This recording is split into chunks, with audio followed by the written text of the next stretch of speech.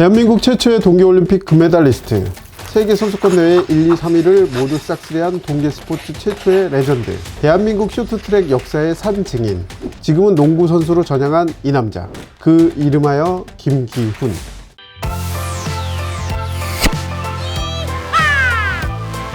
우리나라의 유명한 쇼트트랙 선수라고 하면 김동성, 안현수, 곽윤기 등을 말할 수 있는데요. 김기훈은 이 3명의 선수를 모두 다 합친 만큼의 실력을 갖춘 레전드 오브 레전드라고 할 수 있습니다.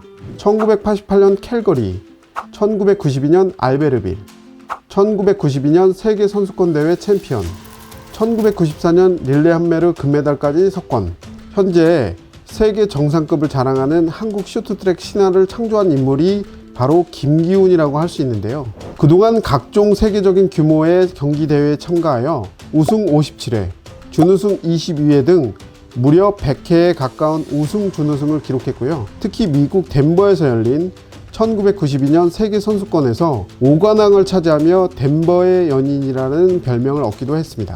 2002년 솔트레이크시티 동계올림픽 때 헐리우드 액션으로 김동성의 금메달을 빼앗아간 안톤 오노가 김기훈을 보고 쇼트트랙을 시작했다고 하니 다른 선수들에게 미친 영향력도 어마어마하죠. 그런데 김기훈은 단순히 쇼트트랙을 잘하는 것을 넘어 우리나라 쇼트트랙의 발전에 지대한 공로를 끼쳤다고 말할 수 있습니다. 예컨대 쇼트트랙 하면 떠오르는 장면 중 하나인 왼발을 빙판에서 떼고 오른발만으로 코너를 도는 자세를 처음 고안한 것이 바로 김기훈입니다. 또한 선수들이 코너링 시에 빙판에 짚는 왼손과 빙판 사이의 마찰력을 늘리기 위해 장갑에 에폭시 수지를 부착하는 게 일반화되었는데, 이것도 김기훈이 선수 시절 아이디어를 내어 먼저 시도한 것이 그 시초가 되었다고 합니다. 이처럼 지금은 당연하게 생각하는 것이지만 그때는 아무도 생각하지 못한 혁신적인 발상으로 한국 쇼트트랙을 한 단계 업그레이드 하는데 큰 영향을 미쳤습니다. 러시아로 귀화한 안현수를 당대 최고의 선수로 키워낸 것도 그였다고 하는데요. 사실 그가 쇼트트랙을 하게 된 계기는 따로 있습니다. 어린 시절 유독 하체가 약해 동네 친구들과 뛰어놀고 나면 그날은 다리가 아파 잠을 이루지 못할 정도였죠.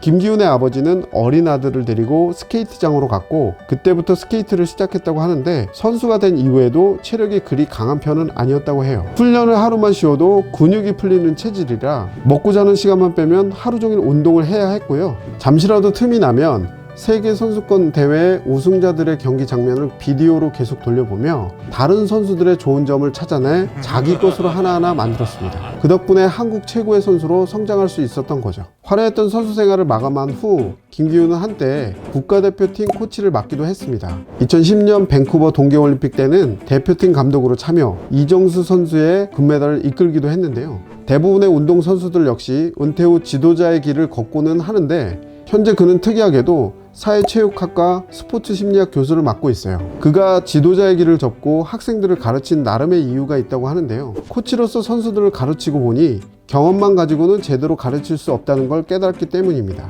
그는 운동에도 과학적이고 체계적인 이론이 필요하다는 걸 깨닫고 연구를 하는 교수로 활동하며 지금도 스케이트를 신고 학생들을 가르치는데요.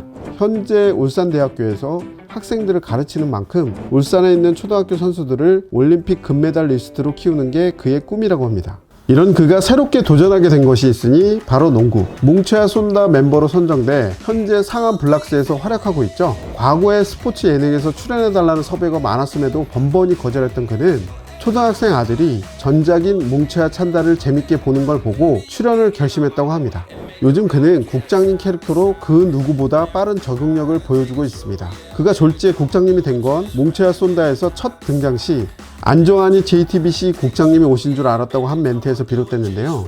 이때 출연진들이 쇼트트랙의 전설 김기훈을 알아보지 못해 당황스러운 상황이 연출됐죠. 근데 이 별명이 진짜 딱 어울리는 게 행동도 완전 국장님이에요. 보통 농구 경기에서는 작전 타임 때 뛰는 선수들이 밖으로 나오면 벤치 멤버들이 비켜주기 마련이거든요. 힘들잖아요. 그런데 김기훈은 꿈쩍도 하지 않아서 지정석이야 뭐야 이런 쿠사리를 듣기도 했는데, 아니 국장님이면 당연히 비키면 안 되죠. 김기훈 국장님 잘하고 계십니다. 요즘 뭉쳐야 쏜다가 굉장히 화제인데요. 프로그램 인기에 힘입어 출연진들에 대한 관심도 많아지고 있습니다. 그래서 오늘 김기훈에 대한 영상을 준비해 보았는데요. 대한민국 쇼트트랙 역사에서 없어서는 안 될 존재 김기훈. 그가 선수 생활과 지도자의 길을 걸으며 쇼트트랙에 대한 새로운 길을 개척했다는 것은 그 누구도 부정할 수 없는 사실입니다. 그가 없었더라면 대한민국 쇼트트랙은 지금처럼 선두 자리에 오르지 못했을 텐데요.